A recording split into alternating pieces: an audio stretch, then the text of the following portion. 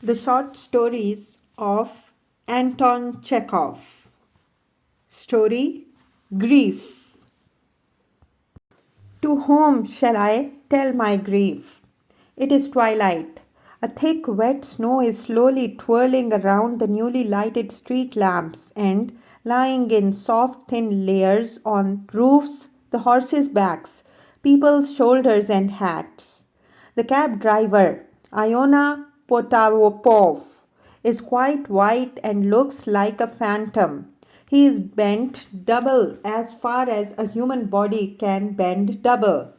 He is seated on his box and never makes a move. If a whole snowdrift fell on him, it seems as if he would not find it necessary to shake it off. His little horse is also quite white and remains motionless. Its immobility, its angularity, and its straight wooden looking legs, even close by, give it the appearance of a gingerbread horse worth a kopeck. It is, no doubt, plunged in deep thought.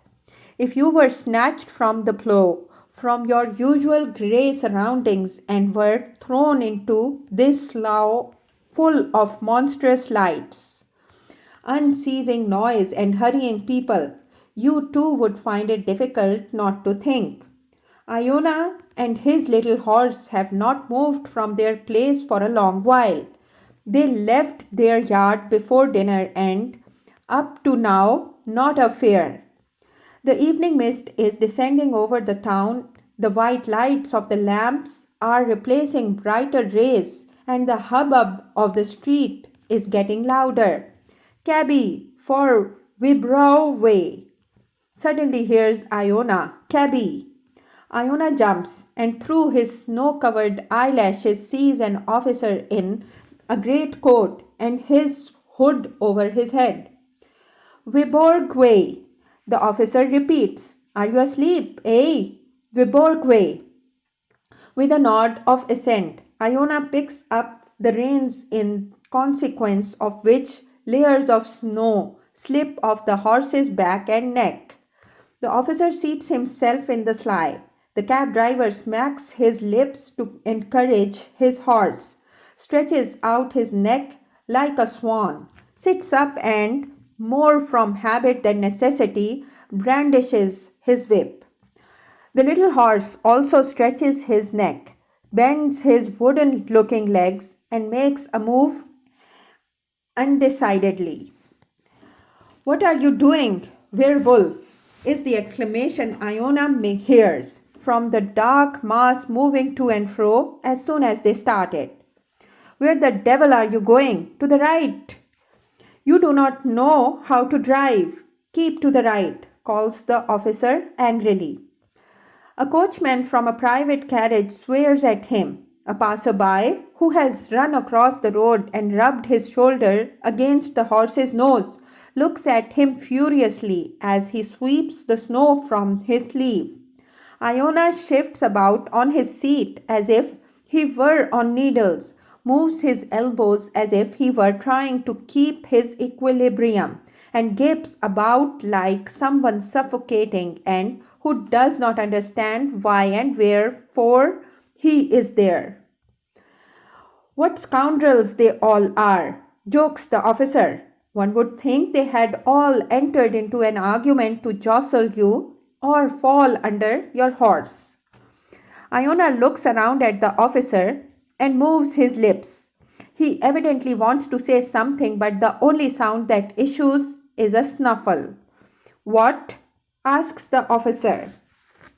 Iona twists his mouth into a smile and with an effort says hoarsely, My son, Baron, died this week. What did he die of? Iona turns with his whole body towards his fare and says, who knows? They say high fever. He was 3 days in hospital and then died. God will be done. Turn around, the devil, sounded from the darkness. Have you popped off? Old doggy, eh? Use your eyes. Go on, said the officer. Otherwise we shall not get there by tomorrow. Hurry a bit.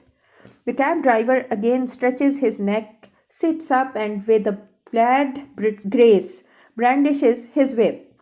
Several times again he turns to look at his fare, but the latter had closed his eyes and apparently is not disposed to listen. Having deposited the officer in the Viborg, he stops by the tavern, doubles himself up on his seat, and again remains motionless while the snow once more begins to cover him and his horse. An hour and another. Then, along the footpath, with a squeak of goloshes and quarreling, came three young men, two of them tall and lanky, and the third one short and hump-backed. "Cabby, to the police bridge," in a cracked voice calls the humpback.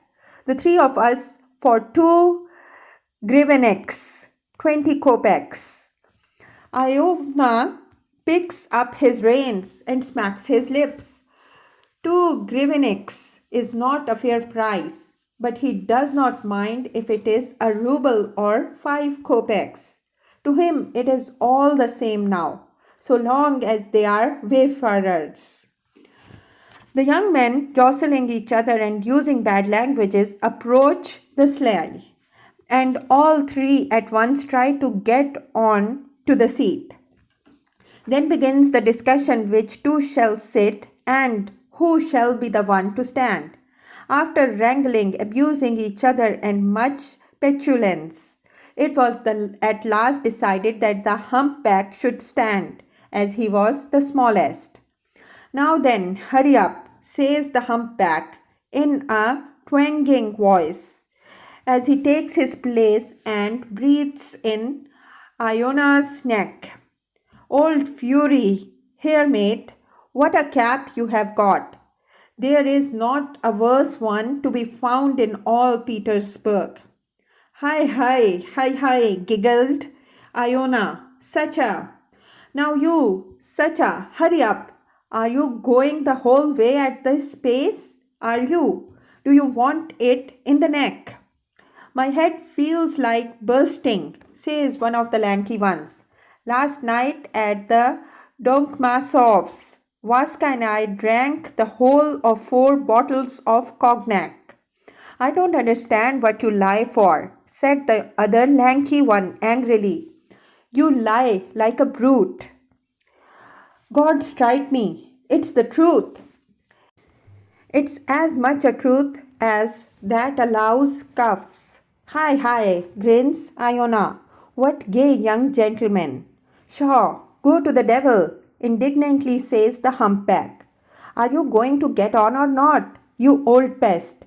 Is that the way to drive? Use the whip a bit. Go on, devil, go on. Give it him well." Iona feels at his back, the little man wriggling, and the tremble in his voice. He listens to the insults hurled at him, sees the people, and little by little the feeling of loneliness leaves him. The humpback goes on swearing until he gets mixed up in some elaborate 6-foot oath, or chokes with coughing. The Lankies begin to talk about a certain Nadezhda Petrovna. Iona looks around at them several times. He waits for a temporary silence, then, turning round again, he murmurs, "My son died this week."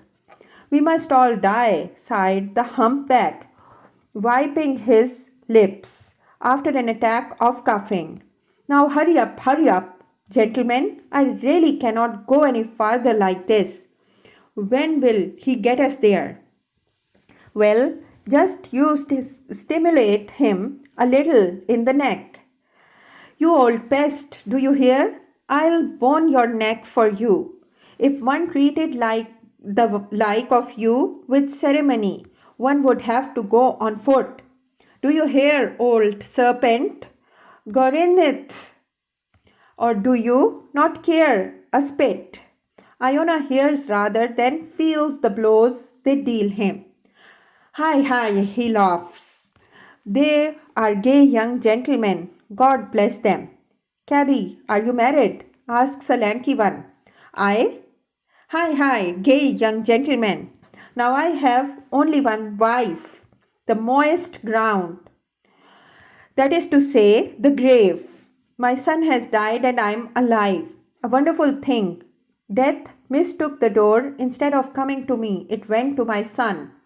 Iona turns around to tell them how his son died, but at this moment, the humpback, giving a little sigh, announces, "Thank God, they have at last reached their destination," and Iona watches them disappear through the dark entrance. Once more he is alone and again surrounded by silence. His grief, which had abated for a short while, returned and rends his heart with greater force. With an anxious and a hurried look, he searches among the crowds passing on either side of the street to find if there is just one person who will listen to him. But the crowds hurry by without noticing him or his trouble. Yet it is such an immense, illimitable grief. Should his heart break and the grief pour out, it would flow over the whole earth, it seems, and yet no one sees it. It has managed to conceal itself in such an insignificant shell that no one can see it, even by day and with a light. Iona sees a half porter with some sacking and decides to talk to him. "Friend, what sort of time is it?" he asks. "Past 9. "What are you standing here for? Move on." Iona moves on a few steps, doubles himself up, and abandons himself to his grief. He sees it is useless to turn to people for help. In less than 5 minutes, he straightens himself, holds up his head as if he felt some sharp pain, and gives a tug at the reins. He can bear it no longer. The stables, he thinks, and the little horse, as if he understood, starts off at a trot. About an hour and a half later, Iona is seated by a large dirty stove. Around the stove, on the floor, on the benches, people are snoring. The air is thick and suffocatingly hot. Iona looks at the sleepers, scratches himself, and regrets having returned so early. "I have not even earned my fodder," he thinks. "That's what's my trouble." A man who knows his job, who has had enough to eat, and his horse too, can always sleep peacefully. A young cab driver in one of the corners half gets up, grunts sleepily, and stretches towards a bucket of water. "Do you want a drink?" Iona asks him. "Don't I want a drink?" "That's so. Your good health. But listen, mate, you know my son is dead. Did you hear? This week in hospital. It's a long story." Iona looks to see what effect his words would have, but sees none. The young man has hidden his face and is fast asleep again. The old man sighs and scratches his head. Just as much as the young one wanted to drink, the old man wanted to talk. It will soon be a week since his son died, and he has not been able to speak about it properly to anyone. One must tell it slowly and carefully, how his son fell ill, how he suffered, what he said before he died, how he died.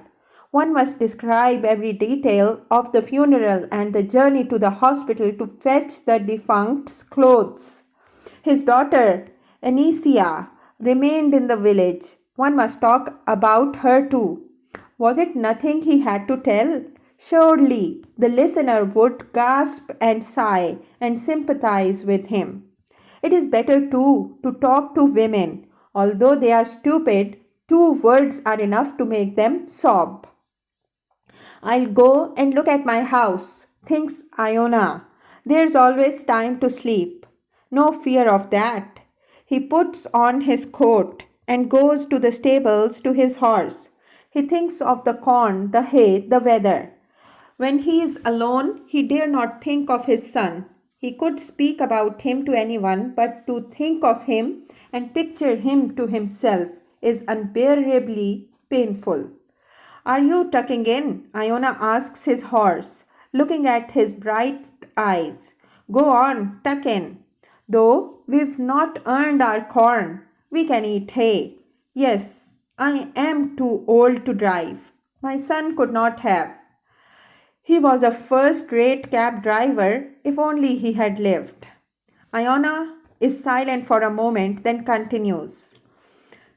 That's how it is, my old horse. There's no more Kuzma Ionich. He has left us to live and he went off pop. Now let's say you had a fowl. You were that fowl's mother, and suddenly, let's say that fowl went and left you to live after him. It would be sad, wouldn't it? The little horse munches, listens, and breathes over his master's hand. Iona's feelings are too much for him, and he tells the little horse the whole story.